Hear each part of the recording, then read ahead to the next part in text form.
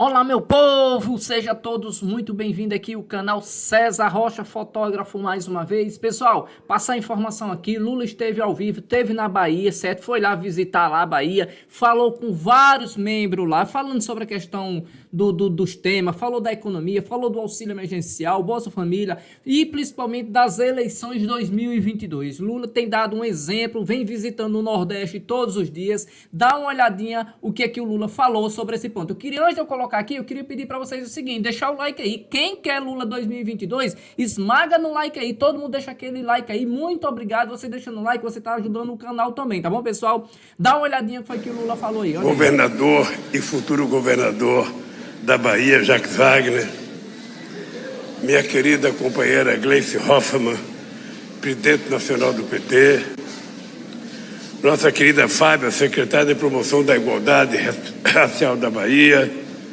nossa companheira Arani, secretária de Cultura da Bahia, agradecimento especial a Ibobinice da Irmandade da Boa Morte de Cachoeira.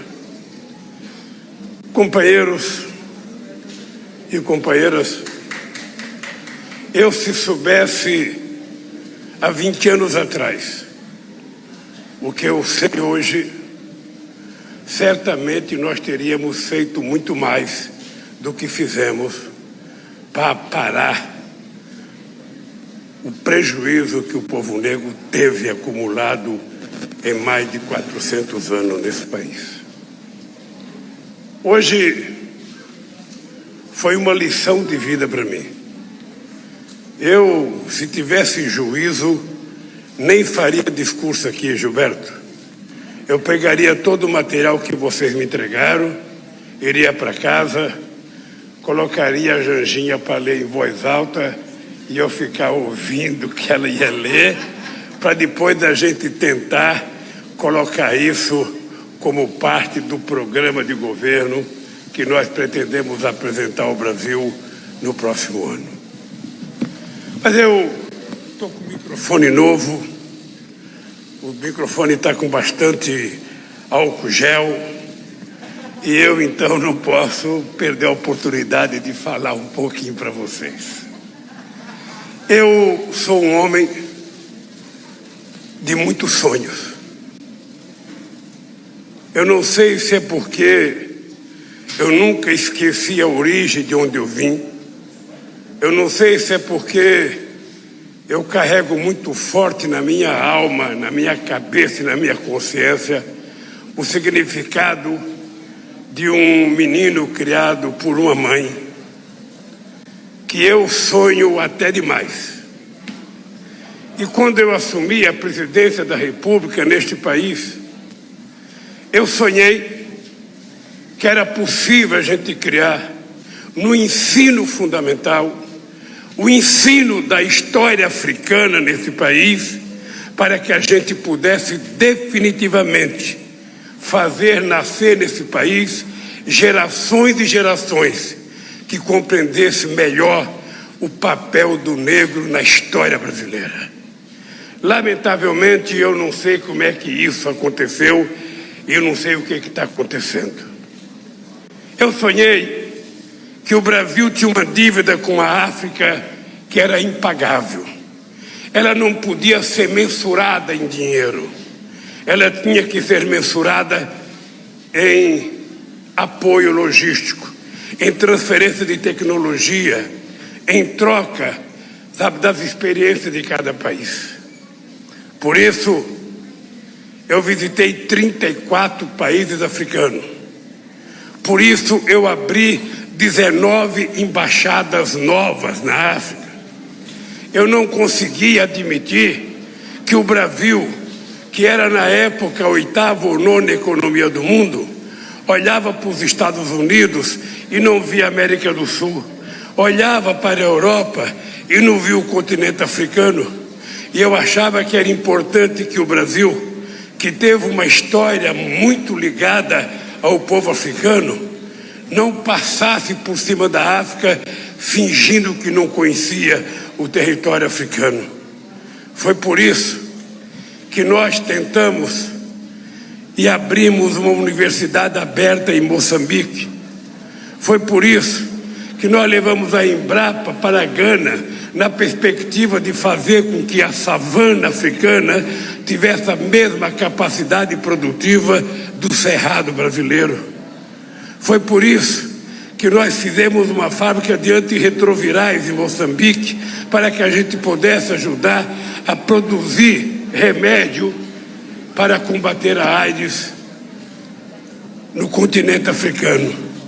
Foi por isso que nós fizemos muitas reuniões de Ministério da Agricultura africano com o Ministério da Agricultura brasileiro, para que a gente trocasse experiência.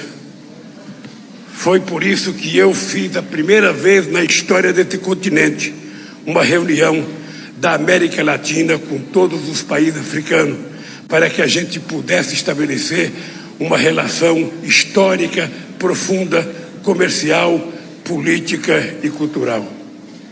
Foi por isso que eu fui a Gana com a Benedita da Silva e com o Gilberto Gil e tive a coragem de pedir desculpas ao povo africano por 350 anos de segregação e trabalho escravo do povo negro nesse país.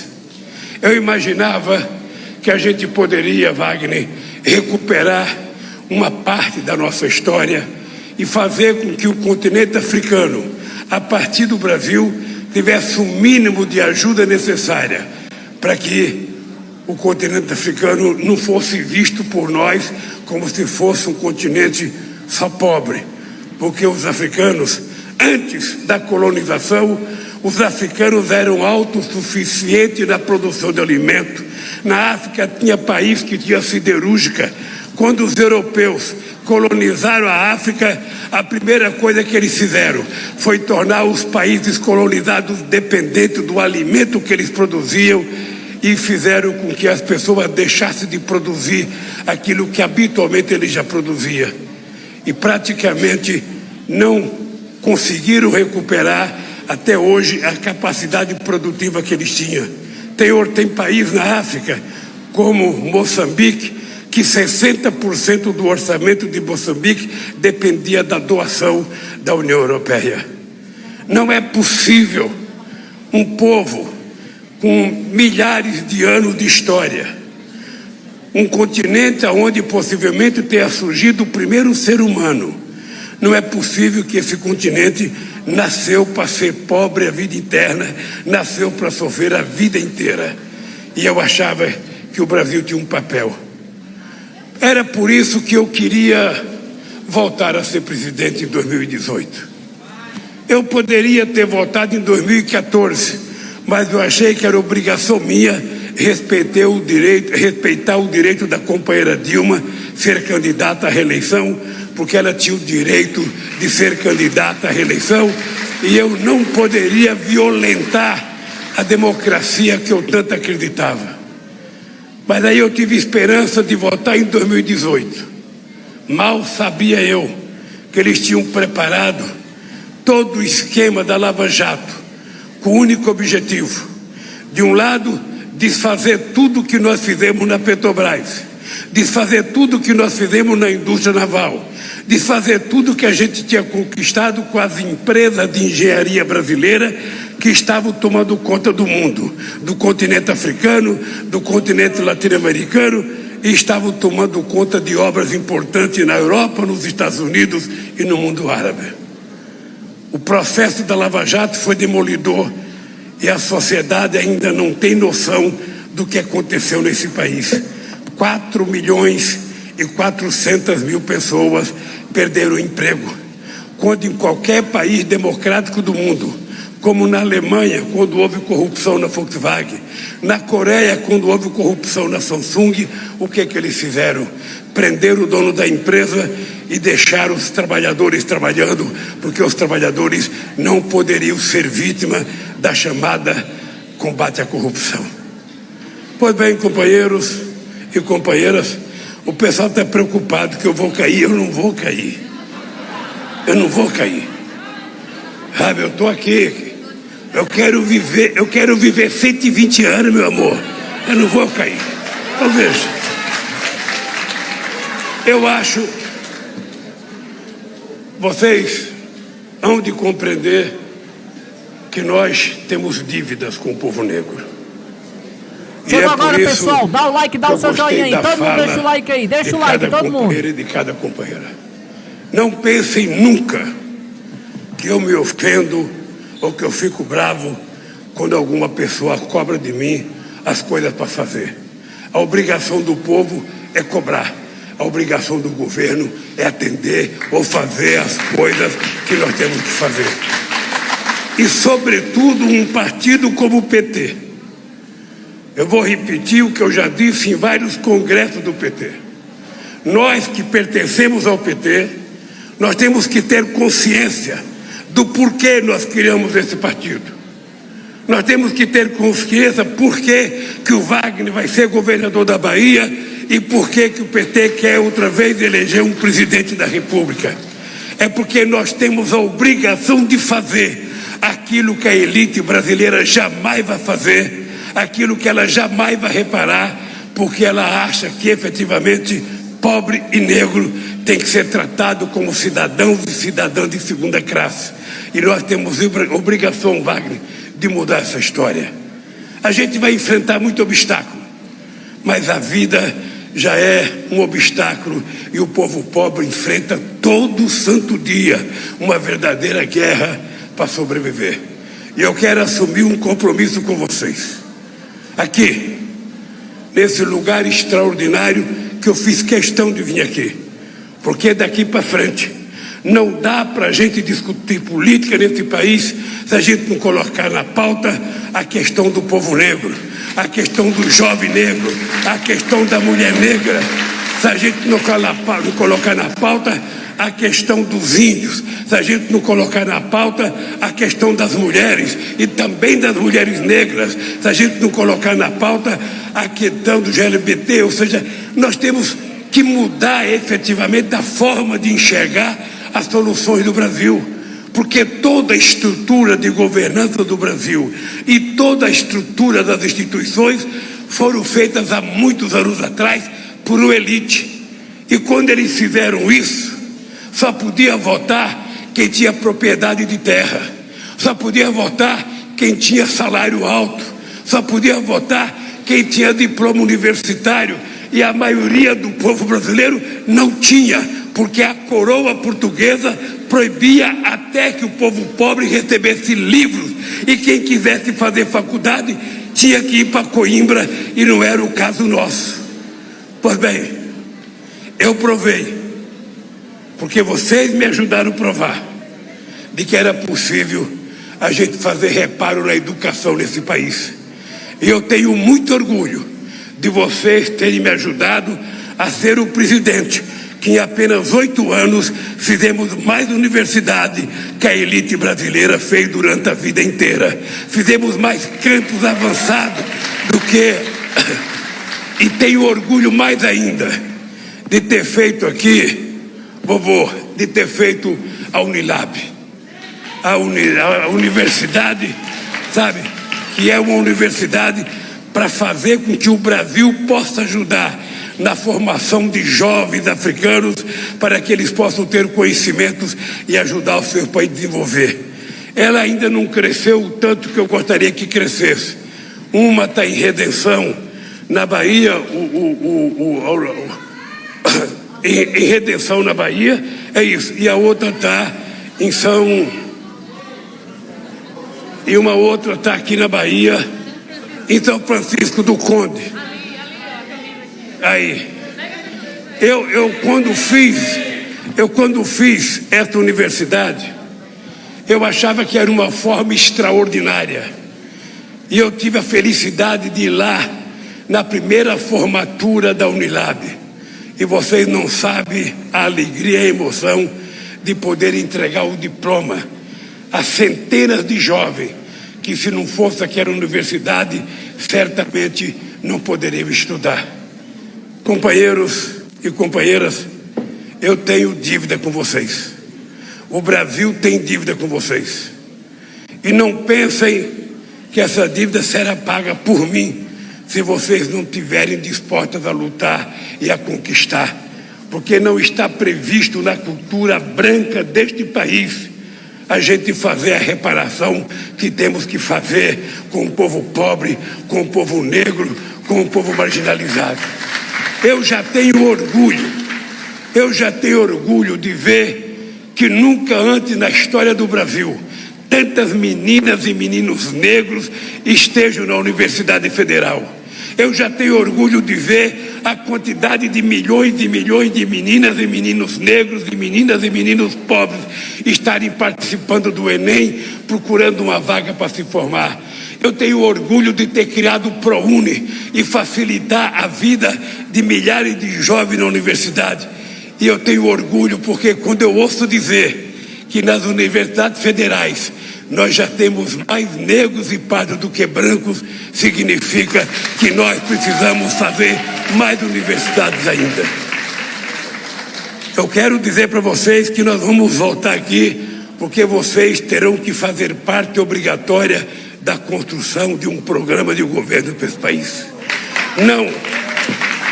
Vocês não serão apenas consultados. No momento certo, vocês vão ser convidados a montar estrutura para ajudar na elaboração do programa, para que a gente possa mostrar ao mundo que nós estamos tratando certo essa questão da reparação dos negros no Brasil.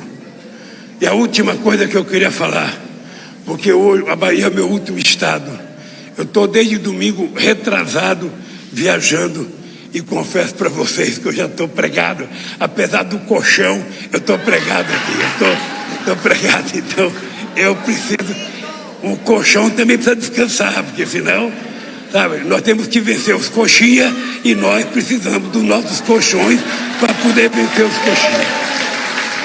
Eu queria falar ao meu companheiro evangélico e queria falar aqui também as nossas queridas representantes das religiões, das matrizes africanas.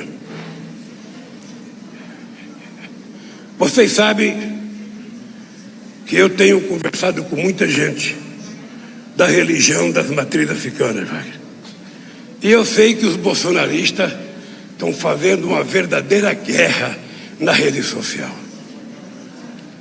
Eu ontem, quando eu cheguei, as mulheres no palco jogaram pipoca em mim e me entregaram um santo, como é que chama?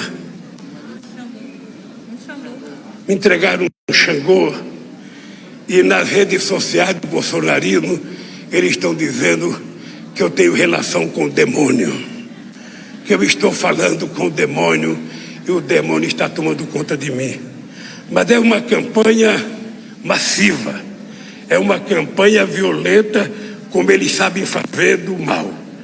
Eles só sabem fazer isso. E eu queria aproveitar, que eu não sei se tem algum deles aí gravando escondido para fazer uma live. Eu queria dizer o seguinte: primeiro, eu como cidadão brasileiro, eu tenho a minha religião. Todo mundo sabe que eu sou católico. Mas enquanto candidato ou enquanto presidente da República, todas as religiões desse país, inclusive as religiões de matriz africana, serão tratadas com a maior decência, com o maior respeito, e eu jamais, enquanto governo, irei permitir o autoritarismo de uma religião sobre a outra. Se tem uma coisa que a gente tem que respeitar, é a profissão de fé das pessoas, é o comportamento da espiritualidade de cada um de nós, é a nossa fé e a nossa crença. Portanto, eu não vou tratar melhor nenhuma nem outra, eu vou tratar todas as religiões com a decência que elas precisam ser tratadas no nosso território nacional. Então, porque eu não acredito de que o genocida seja religioso. Eu não acredito que ele acredita em religião, eu não acredito que ele acredita em Deus. Eu aprendi a vida inteira que Deus simboliza o amor, que Deus simboliza a bondade, que Deus simboliza a fraternidade, que Deus simboliza efetivamente um ser humano carinhoso. E eu não posso admitir que o Deus do Bolsonaro seja esse que nós gostamos e que nós amamos, porque ele não tem amor, ele não tem fraternidade, ele não tem solidariedade. Ele, ao invés de distribuir livro, distribui arma. Ele, ao invés de falar em paz, ele só fala em ódio. Ao invés de falar em harmonia, ele, na verdade, fala de violência. Esse homem não deveria utilizar nunca o nome de Deus, porque todo mundo que é religioso sabe que a gente não pode utilizar o nome de Deus em vão. Portanto, não adianta fazer fake news contra o Lula, porque eu acho que a verdade sempre vencerá. E agora que eu vou casar com a Janjinha, se a verdade vencerá, o amor vencerá muito mais.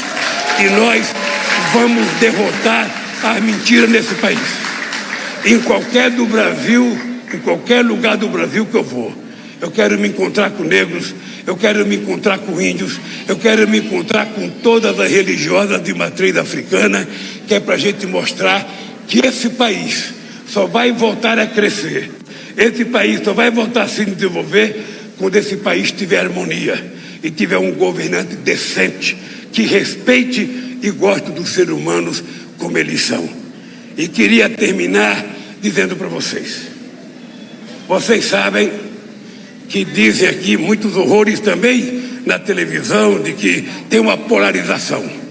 O país está muito radicalizado e essa polarização faz mal ao Brasil. É preciso encontrar uma terceira via. Eu queria dizer para vocês que não tem polarização. Você tem a candidatura do PT, que sempre foi democrática, e você tem a candidatura de um fascista genocida, que é o Bolsonaro. E que nós, efetivamente, queremos derrotar isso, porque o Brasil não merece. O Brasil precisa enfrentar a fome e acabar com a fome do povo. Não é possível um quilo de carne impossível de o povo comprar. Não é possível a inflação estar corroendo as pessoas mais pobres desse país. Não é possível a gasolina estar aumentado 73%. Não é possível o óleo diesel. Aí a gasolina vai aumentar outra vez amanhã, vai aumentar a gasolina outra vez, vai aumentar a eletricidade. Sabe o que o Guedes disse? Que aumente, não tem jeito, tem que aumentar, porque certamente ele não paga energia elétrica. E nós estamos vendo eles privatizar a Eletrobras, privatizar Correio, privatizar Petrobras, e eles sabem que não só nós vamos cuidar do povo pobre desse país, não só nós vamos garantir comida na mesa do povo, emprego na mesa do povo, aumento no salário mínimo e saúde para esse povo, como eles sabem que nós vamos rever muitas das safadezas que eles estão fazendo com as empresas públicas brasileiras. Eles têm que saber disso, porque nós não vamos voltar para brincar. O Wagner, ao votar para o governo da Bahia, vai ter que fazer muito mais do que fez. E o PT, e se eu for candidato no governo federal, o Gleice se prepare, porque o VT vai ter que fazer muito mais. A gente não pode ficar dependendo da burocracia, porque a burocracia não foi feita para ajudar o povo pobre. Ela foi feita para dizer não e nunca para dizer sim. E o povo pobre está esperando o momento em que o governo tenha coragem de dizer sim para a sua reivindicação. Por isso, meu caro vovô, muito obrigado de coração. Obrigado às entidades de me trazerem aqui. Eu agora vou para casa, porque a Janjinha amanhã faz 55 anos de idade e nós vamos ter que tomar hoje pelo menos um café à noite. Pelo menos um café nós vamos tomar. E eu quero que você saiba que eu quero sair daqui beijando o coração de cada uma de vocês, de cada um de vocês, e dizer que nós estaremos juntos sempre, sempre. Pode saber que vocês vão ter um presidente e um governador comprometido até a alma com o povo negro desse país, para a gente poder moralizar a nossa nação. Um beijo no coração e até outro dia, se Deus quiser.